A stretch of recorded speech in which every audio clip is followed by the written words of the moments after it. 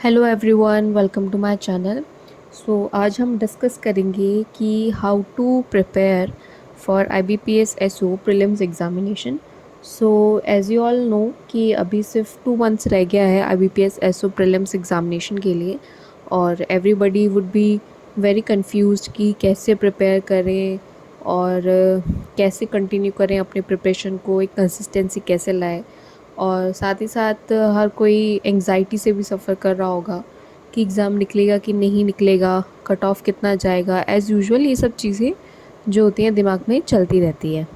ठीक है, तो आई वुड सजेस्ट, मेरा यही सजेशन रहेगा that don't get panicked and keep your preparation going on. And this is the moment जहाँ पे आई थिंक कोई ब्रेक मत लीजिए। ठीक है, किसी दिन बस अपने आप को रिफ़्रेश करने के लिए ले सकते हैं, अदरवाइज़ जितना टाइम दे सकते हैं प्रिपरेशन को उतना दीजिए। और प्रिपरेशन में जो सबसे मेन इम्पॉर्टेंट थिंग है वो यही है कि आपको प्रैक्टिस करते रहना है। ठीक है, तो आज मैं यही डिस्कस करूँगी कि आपको 3 सेक्शंस के लिए कैसे कैसे प्रिपेयर करना है। ठीक है, तो वन बाय वन मैं स्टार्ट करूँगी, और जैसे मैंने अपनी पहली वीडियोस में बताया था सेम वही चीज़ मैं बताऊँगी, क्योंकि आई थिंक मेरे हिसाब से ये एक बहुत इम्पॉर्टेंट पार्ट है आपकी प्रिपरेशन का। और अगर आप इस तरीके से करोगे तो आई एम श्योर कि आप निकाल सकते हो। ठीक है, और हमेशा एक चीज़ याद रखना कि ये सिर्फ प्रीलिम्स एग्ज़ामिनेशन है, तो इसमें सिर्फ आपको क्वालिफाइंग मार्क्स चाहिए। ठीक है, तो उतनी प्रैक्टिस करो जितना आपका क्वालिफाइंग मार्क्स आ जाए। जो मतलब जिसके बहुत ही अच्छा है रीजनिंग, इंग्लिश, मतलब जिनके काफ़ी अच्छे अच्छे मार्क्स आ रहे हैं मॉक टेस्ट में, तो उनके लिए ठीक है, उनके लिए तो उनका आसानी से हो जाएगा। पर जो लोग स्ट्रगल कर रहे हैं, ठीक है, उनके लिए मैं बस यही कहूँगी कि जस्ट कीप डूइंग। और जो आप स्ट्रगल कर रहे हो ये ज़रूर आपके लिए हेल्पफुल होगा फ्यूचर में, सो कीप प्रैक्टिसिंग। लेकिन एक चीज़ हमेशा याद रखना, द ओनली थिंग जो अभी आपको हेल्प करेगा क्वालिफाई करने में, that is practising the mock test series. Okay, किसी भी मॉक टेस्ट सीरीज़ को आप परचेज़ कर लो, ऐसा नहीं कि कोई स्पेसिफ़िक ही अच्छी है, बहुत सारी अवेलेबल हैं ऑनलाइन। जो आपको सही लगे उसको कर लो। ठीक है, और different different mock test series को ट्राई करते रहो, बिकॉज उससे क्या होगा ना कि अगर कोई मॉक टेस्ट सीरीज़ ज़्यादा इजी है बैंक्स एग्ज़ाम्स के कंपैरिजन में, तो कोई ऐसी होगी जो डिफ़िकल्ट होगी। उससे एक तरीके से बैलेंस बना रहेगा, आप दोनों तरीके से प्रैक्टिस कर पाओगे। ठीक है, तो अब तीनों सब्जेक्ट का मैं बता देती हूँ वन बाय वन, जो मुझे लगता है आप लोग को करना चाहिए और जो कि काफ़ी हेल्पफुल होगा आप लोग के लिए। तो सबसे पहले आता है इंग्लिश। एक होते हैं, कुछ लोग होते हैं जिनकी इंग्लिश अच्छी होती है, ठीक है, तो उनको लाइक वोकेबलरी भी आती है और बहुत अच्छे से रीड कर सकते हैं, अंडरस्टैंड कर सकते हैं हर चीज़ को, कॉम्प्रिहेंशन को, ये सब के लिए। तो उनके लिए तो यही सजेशन है, जस्ट आप प्रैक्टिस ही करते रहो। ठीक है, लेकिन जो लोग की इंग्लिश स्ट्रॉन्ग नहीं है उतनी, और उन लोगों का एक वीक पोर्शन है, तो उनको क्या करना चाहिए कि सबसे पहले रीडिंग स्टार्ट कर दो। ठीक है, डेली का कुछ भी रीड करिए, इंग्लिश न्यूज़पेपर पढ़ लीजिए या कुछ और पढ़ लीजिए। आई थिंक मेरे अकॉर्डिंग इंग्लिश न्यूज़पेपर बेस्ट होगा, क्योंकि वो इंग्लिश को स्ट्रॉन्ग बनाता है आपकी, और जो वोकेबलरी होती है ना उसको भी काफ़ी हद तक इम्प्रूव करता है। कोई भी अगर आपको नए वर्ड्स मिल रहे हैं उनको कहीं पे लिख लीजिए, ताकि वो यूज़ होते रहेंगे ना, तो आपका और इंग्लिश स्ट्रॉन्ग होता रहेगा। ठीक है, तो ये तो एक बेसिक है जो आपको करना है इंग्लिश इम्प्रूव करने के लिए। उसके अलावा यही है कि सिलेबस में देख लीजिए क्या क्या आ रहा है। कॉम्प्रिहेंशन आता है, फिल इन द ब्लैंक्स आता है, और इसके अलावा जम्बल्ड पैराग्राफ्स आते हैं, और इनकरेक्ट स्टेटमेंट्स आते हैं जिसमें से आपको फाइंड करना है कि कौन सा इनकरेक्ट है। रीडिंग कॉम्प्रिहेंशन का डेली का हो सके तो 2-3 कॉम्प्रिहेंशन ज़रूर ट्राई करिए, सॉल्व करिए। ठीक है, ताकि आपकी एक हैबिट में आ जाएं आप लोग। उसके बाद जो para jumble, I think paragraphs होते हैं जिसमें ऑर्डर वाइज आपको हर चीज़ अरेंज करनी पड़ती है, उसकी काफ़ी अच्छे से प्रैक्टिस करना। वो काफ़ी कंफ्यूजिंग होते हैं, इवन जो मॉक टेस्ट सीरीज़ होते हैं उसमें भी काफ़ी कंफ्यूजिंग होते हैं, और उसमें काफ़ी टाइम हम लोग डिफ़िकल्टी फेस करते हैं सॉल्व करने में। तो उसकी प्रैक्टिस करिए। आई थिंक डेली का रूटीन बनाइए कि 5-6 तो ज़रूर सॉल्व करें। उसके बाद आता है हमारे पास जो स्पॉट करेक्शंस होते हैं, एरर स्पॉटिंग वाले जो क्वेश्चंस होते हैं, ये मतलब मुझे बहुत डिफ़िकल्टी फ़ेस होती थी स्टार्टिंग में, लेकिन बाद में जैसे जैसे मैंने प्रैक्टिस करी तो मेरे लिए काफ़ी ईज़ी हो गया था। तो उसको आप डेली करने हैं, डेली आपको 5 टू 6 क्वेश्चंस करने, ज़्यादा करना चाहते हो तो और ज़्यादा कर सकते हो। तो उससे क्या होगा, अगर आप डेली मतलब प्रैक्टिस करोगे, फिर जैसे अगर कुछ गलत हुआ है तो आइडेंटिफाई करना है क्यों गलत हुआ है, इसमें क्या ऐसा था जिससे वो सही हुआ, वो आइडेंटिफाई करना है।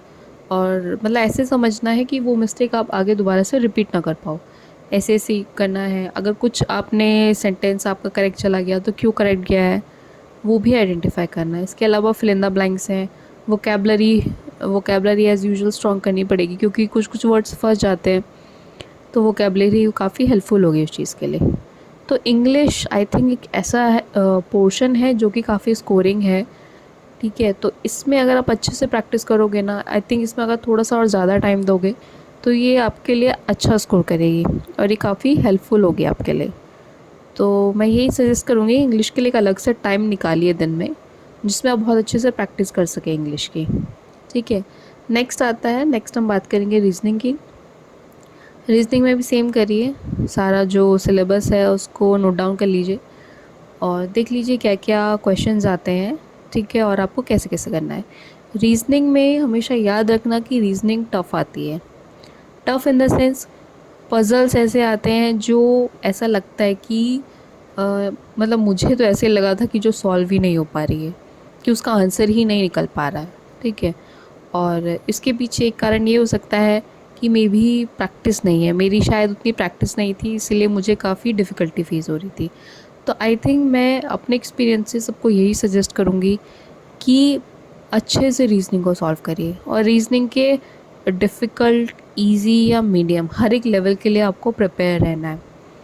डिफ़िकल्ट लेवल की रीजनिंग को भी सॉल्व करिए, ताकि एग्ज़ाम में आके वो आपको इजी लगे, क्योंकि पज़ल्स ऐसी आती हैं कि मतलब उनका कोई आंसर ही नहीं समझ आता है कि कैसे आंसर निकलेगा।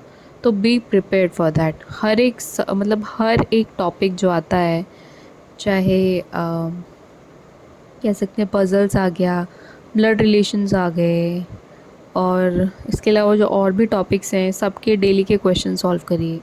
थिंक 5 टू 6 क्वेश्चंस हर एक टॉपिक के डेली सॉल्व करिए। और ये पज़ल्स वगैरह की तो बहुत अच्छे से प्रैक्टिस करना, ताकि मतलब आपकी एक पकड़ बन जाए, ठीक है। तो be prepared well for reasoning. Reasoning is like बहुत टफ़ आता है, मतलब मुझे ऐसा लगता है मेरे एक्सपीरियंस के हिसाब से। थर्ड जो आता है that is quantitative aptitude, maths.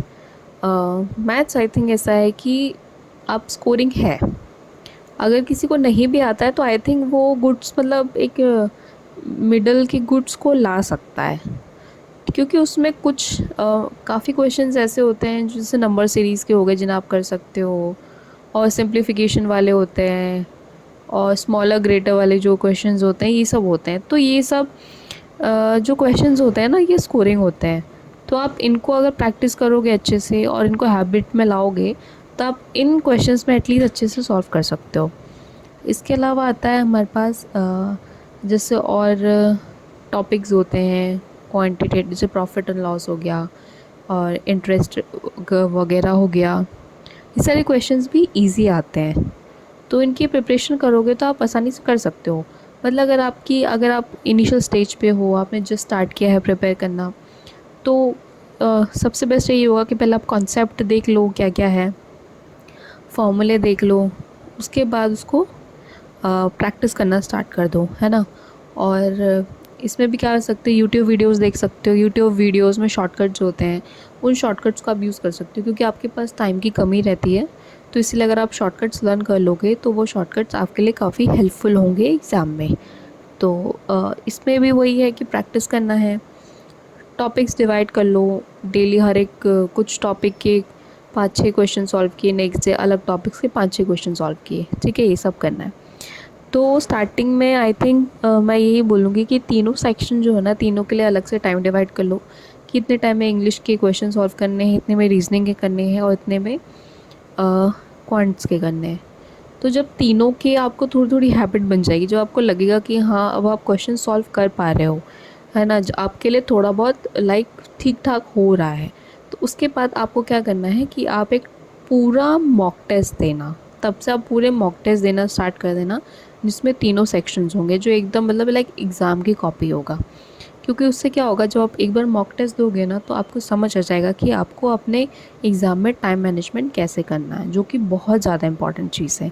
हम लोग क्या करते हैं, नॉर्मल प्रैक्टिस में हम लोग किसी एक क्वेश्चन को सॉल्व करने में बहुत टाइम लगाते हैं। हम क्वेश्चन तो सॉल्व कर लेते हैं लेकिन टाइम उतना नहीं रहता हमारे पास। तो टाइम मैनेजमेंट हम लोग को सीखना पड़ेगा, है ना। तो उसके लिए आपको यही करना पड़ेगा कि पूरा मॉक टेस्ट दो। उसके बाद आप एक ऐसे हैबिट में आ जाओगे कि जब रियल एग्ज़ाम होगा आपका, तो आप विद इन टाइम आप उसको लाइक सॉल्व कर पाओगे क्वेश्चन पेपर को। ठीक है।